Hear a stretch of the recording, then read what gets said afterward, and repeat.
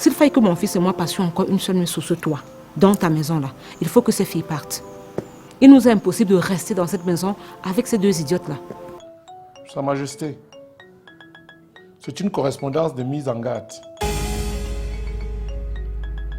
Le procureur vous fait savoir que s'il arrive quelque chose de malheur à Tanya et sa famille, les élites, les notables et vous en serez entièrement responsables devant la loi. Qu'ils me fichent la paix avec leur histoire de loi là. Et qu'est-ce que tu faisais avant? C'était mototaximan. Quoi? La moto? Attends, Fabrice, tu continues de me mentir. Je vois que je n'ai plus rien fait ici. Sorel, qu'est-ce qui ne va pas? Pourquoi tu es dehors avec tous tes effets? Fais ta valise et tu suis ta soeur dehors. Mais papa... Il n'y a pas de papa qui tienne. J'ai dit dehors. Et si je refusais de partir? Quoi? Je te propose d'aller chez ton copain. Je vais faire de même avec le fils de l'avocat qui me courtise. Tu parles de quel gars? Tu parles de cet étudiant qui vit encore chez ses parents. Écoute, Fallon, je ne peux pas aider plus. Il n'y a rien entre lui et moi. Est-ce que tu comprends ce que tu dis là, madame? Ce qui se passe entre ce gros et malheureux chauffeur et ta fille a dépassé le stade du flirt passager. Elle porte son enfant dans son ventre.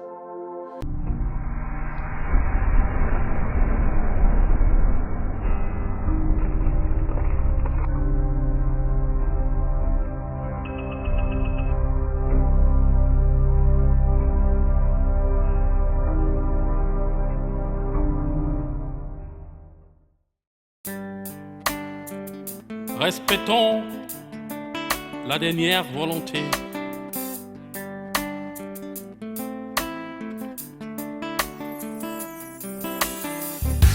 Dans la vie, nous devons avoir du respect pour l'âme de celui qui n'est plus. Quand de son vivant, il prend une décision, il sait pourquoi il le fait. Après sa mort, ne restons pas tout changer. Attention, ça va nous rattraper. Respectons la dernière volonté. N'oublions surtout pas qu'il existe une justice divine. Respectons la dernière volonté. N'oublions surtout pas qu'il existe une justice divine. Dans la vie, nous devons avoir du respect pour l'âme de celui qui n'est plus. Quand de son vivant, il prend une décision, il sait pourquoi il le fait. Après sa mort, ne restons pas tous changés. Attention, ça va nous rattraper. Respectons la dernière volonté. N'oublions surtout pas qu'il existe une justice divine. Respectons la dernière volonté.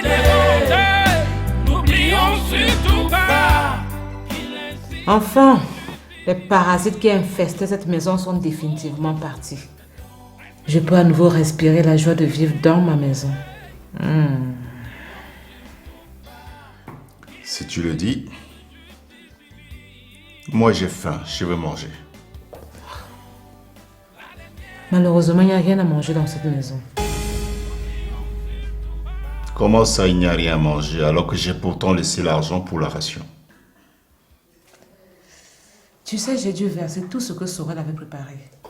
Tu sais, elle est devenue tellement dangereuse et imprévisible qu'elle aurait pu nous empoisonner. Hein. Tu peux me comprendre. Je fais comment là, moi? J'ai faim. Chérie, nous pouvons aller au restaurant. Non? C'est vrai. Cela fait un bon bout qu'on n'était pas sortis tous les deux. Donne-moi le temps de me réveiller. Oui, mon chéri est super gentil. Tu es un amour.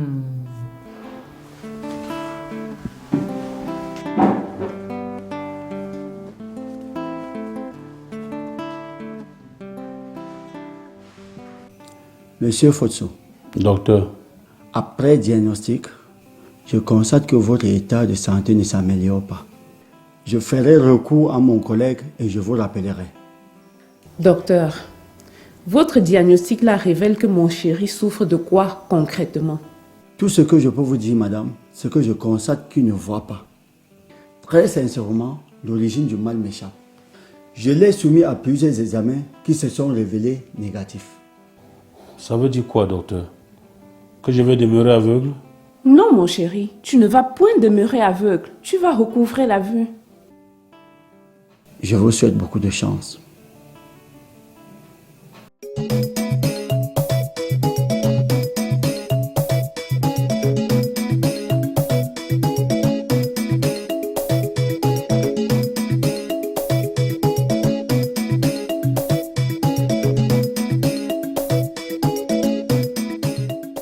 Que se passe-t-il, maman Fo? Tu n'as même pas fait un sion depuis que je t'ai traversé pour aller chercher mon bois. Mamani, quand je pense à ce que Tania a dit au sujet de Fotso, je ne trouve pas la force pour cultiver. Mais, qu'est-ce qui a pu bien rendre cet enfant aveugle? Tu veux que je dise quoi, Mamani? Décidément, je n'ai pas la chance avec cet enfant. Tant que je ne l'aurai pas vu de mes propres yeux, je ne serai pas tranquille. Avant d'aller le voir, je te suggère d'abord d'aller regarder ce qui ne va pas chez un voyant. On ne sait jamais. Ce problème peut être lié aux coutumes. Comme tu dis, cet après-midi, j'irai chez un voyant.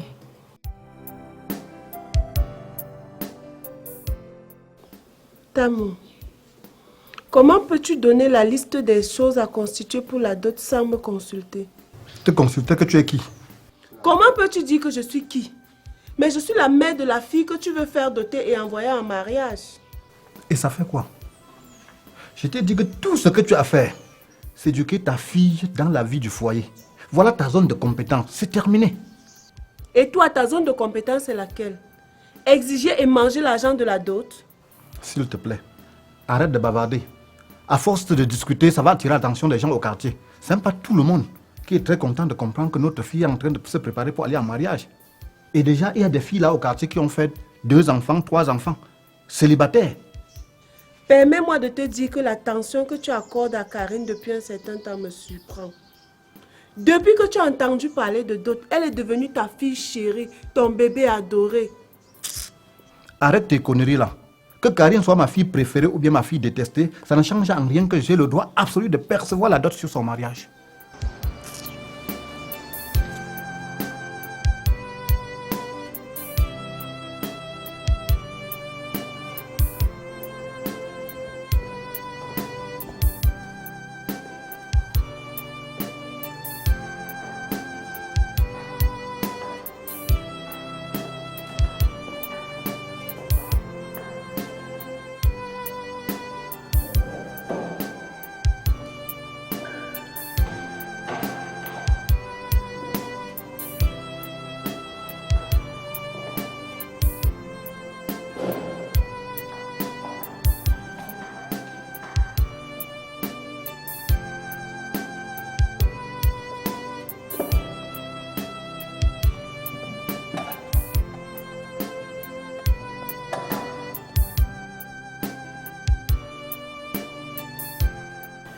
Chérie. Ah oui, mon amour. Tu sais, je t'ai amené ici pour que pendant un moment, tu oublies tout ce que tu traverses en cette période. C'est vrai, le médecin n'a pas encore défini ton mal, mais rien n'est impossible. Je te comprends, Mélissa. Mais c'est pénible de vivre dans les ténèbres. Si jamais je pouvais voir à quoi ressemble cet endroit où tu m'as amené. Tu vois, Mélissa, actuellement, je ne peux me faire qu'une idée dans la tête. Mais je suis quand même persuadé que tu ne peux pas m'amener n'importe où.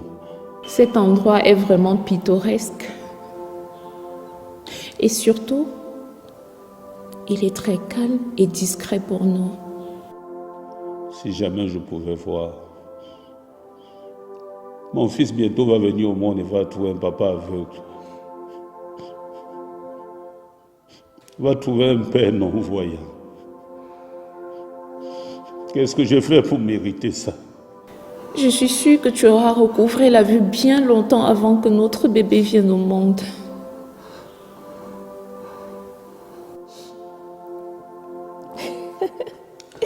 Écoute, ton fils dit qu'il t'aime,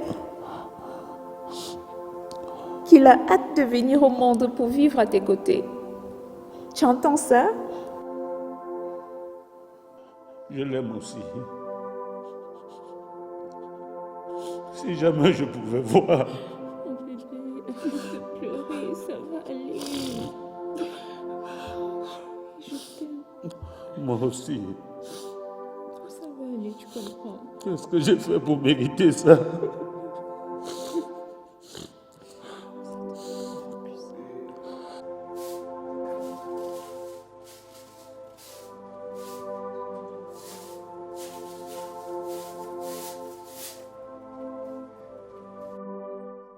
Chérie, je te présente notre garçon.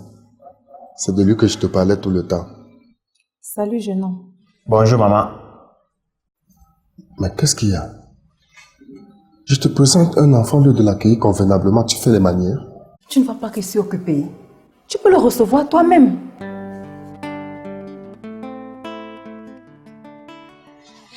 Chérie, qu'est-ce qui se passe? Qu'est-ce qu'il y a? Quel est ce comportement que tu affiches devant un enfant que je considère comme le tien? J'ai une fille unique. Je n'ai pas de garçon dans ma vie. Et c'est ce que tu me répètes tout le temps. Alors, au lieu de rester là jacasser comme tu le fais, pense plutôt à regarder son éducation. Attends, comment tu peux voir un enfant pour la première fois et tu parles de son éducation? Tu le connais? Bien sûr. En ce qui me concerne, je sais que les enfants dont les parents se soucient de leur éducation sont à l'école en ce moment. Et non en train de vadrouiller partout dans les rues du quartier. C'est vrai, tu as raison, calme-toi. On va gérer ce détail après. Pour le moment, recevons-le, ok? Je ne peux pas faire semblant pour te faire plaisir.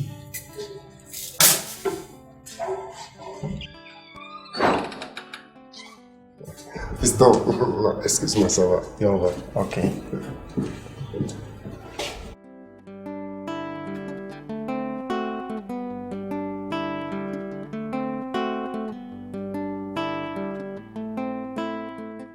Mon chéri, embrasse ta maman.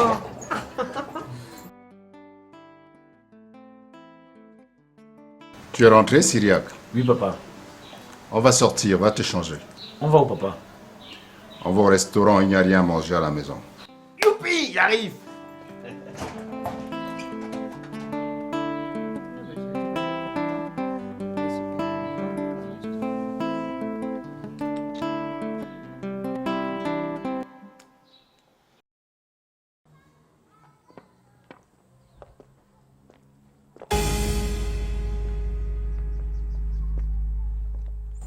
Attends un peu, chérie.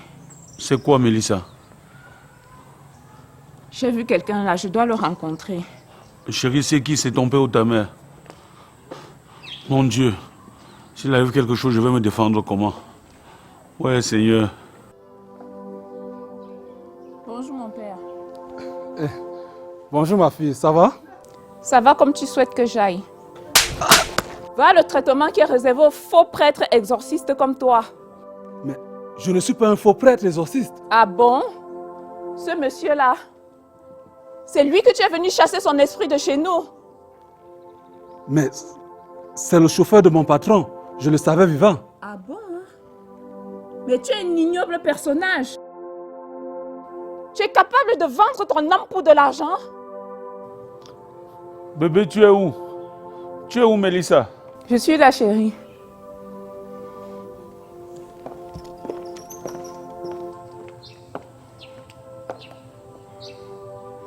Chérie. Oui. Il s'agit du faux prêtre qui est venu chez nous pour chasser ton esprit.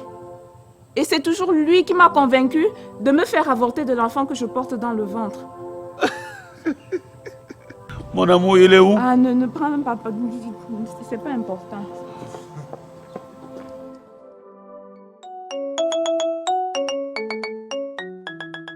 Ouais, Sopho, je suis dépassée là où tu me vois là. Ton fils est aveugle, n'est-ce pas? Oui. C'est à cause de son entêtement. Pourquoi refuse-t-il d'occuper la place dont son père lui a confiée? Ouais, donc c'est son père Tassop qui lui fait ça. Ce que tu dois faire, madame, c'est d'amener ton fils à s'asseoir sur la chaise que son père lui a laissée. Donc Tassop, même mort, il continue toujours à poursuivre cet enfant. Qu'est-ce qu'il veut de lui? Vous devez savoir que ces choses-là ne commencent pas sur lui et ne s'arrêteront pas sur lui. Mais je constate que ma belle-mère ne m'aime pas. Ce n'est pas ça, fiston. C'est juste que les femmes sont capricieuses, même pour rien. Mais t'inquiète, ça va s'arranger, ok? Ok. Mais il faut que ça s'arrange avant que je ne revienne la prochaine fois. Mais au fait, où elle était, ma petite soeur? À l'école, bien sûr. Mais toi, tu n'es pas parti à l'école pourquoi aujourd'hui? J'ai eu un problème d'indigestion le matin. C'est pourquoi je ne suis pas parti. Fiston, il faut aller à l'école, hein? Il faut aimer l'école. C'est grâce à l'école qu'on devient quelqu'un dans la société. Oui, c'est vrai. Ma mère me le rappelle tout le temps. Parlant d'école, tu fais quelle classe maintenant? Ah, papa. Si c'est maintenant que tu t'intéresses à mon école, alors qu'on se connaît depuis un bout, c'est que toi-même là, tu dois avoir un problème, hein? Bon, laissons tomber, on en reparlera la prochaine fois. Pour ton argent, t'inquiète, tout à l'heure, je te le donne, ok? Ok.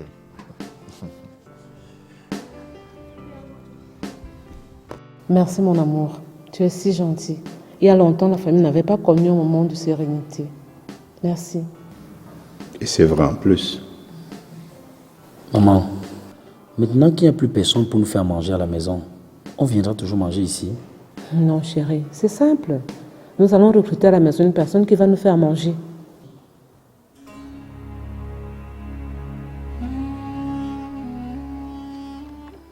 Qui est-ce que je vois là comme Fosso? Mais c'est lui.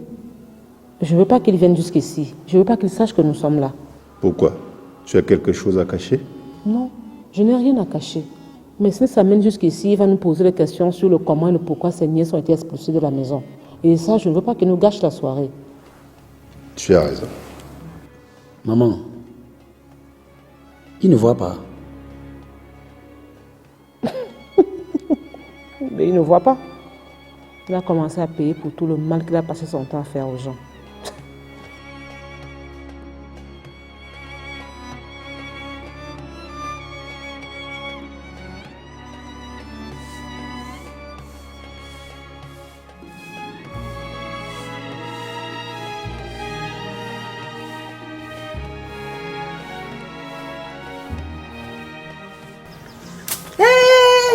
C'est toi, Sorel.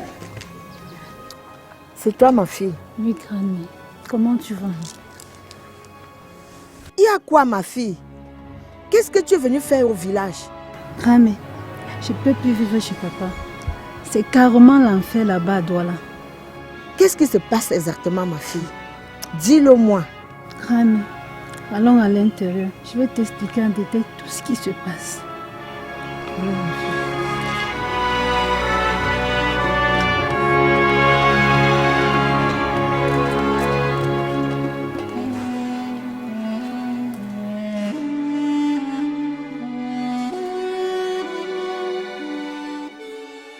Mais j'ai dit à ma chérie, ton père ne veut pas qu'on se marie. Mais c'est quelle question ça? Comment ça mon père ne veut pas qu'on se marie? Il nous a donné une liste exorbitante. Qu'est-ce qu'il vous a demandé exactement? Ton père nous demande des chèvres, des tines d'huile, 400 000 francs pour les grands-parents, 1 200 000 pour lui-même. Mais c'est vrai ce que tu dis là. Hein? Dans quel intérêt je vais te mentir? Voici la liste qu'il nous a donnée. Regarde ça toi-même.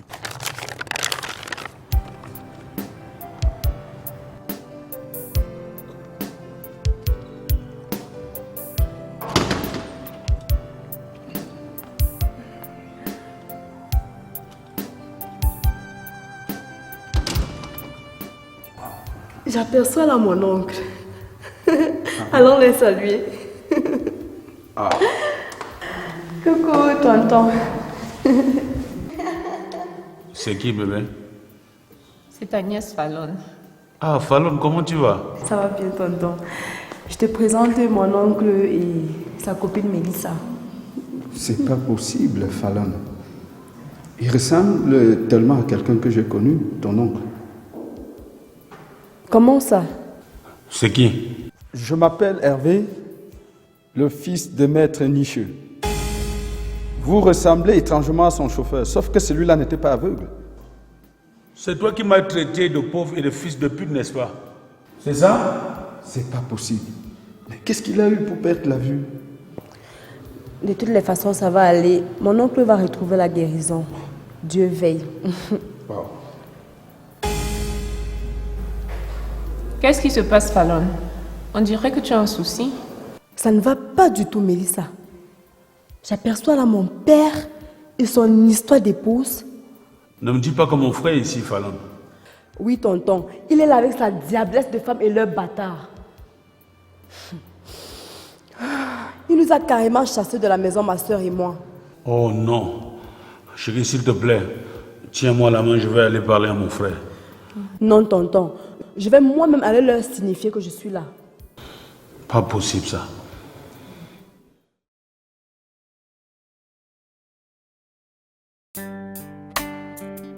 Respectons la dernière volonté.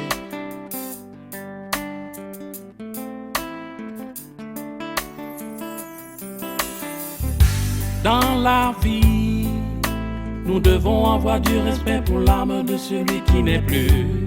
Quand de son vivant, il prend une décision, il sait pourquoi il le fait. Après sa mort, ne restons pas tout changer. Attention, ça va nous rattraper. Respectons la dernière volonté. N'oublions surtout pas qu'il existe une justice divine. Respectons la dernière volonté. N'oublions surtout pas qu'il existe une justice divine. Dans la vie, nous devons avoir du respect pour l'âme de celui qui n'est plus. Quand de son vivant, il prend une décision, il sait pourquoi il le fait. Après sa mort, ne restons pas tous changer. Attention, ça va nous rattraper. Respectons la dernière volonté. N'oublions surtout pas qu'il existe une justice divine.